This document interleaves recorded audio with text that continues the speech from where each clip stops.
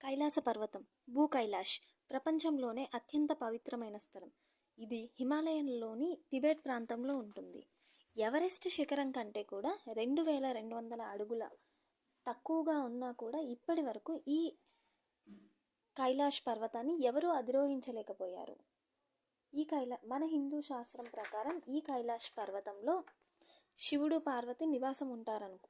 ఈ కైలాస పర్వతం మన హిందువులకే కాదు, బౌద్ధ జైన మతాలకు కూడా చాలా పవిత్రమైనది.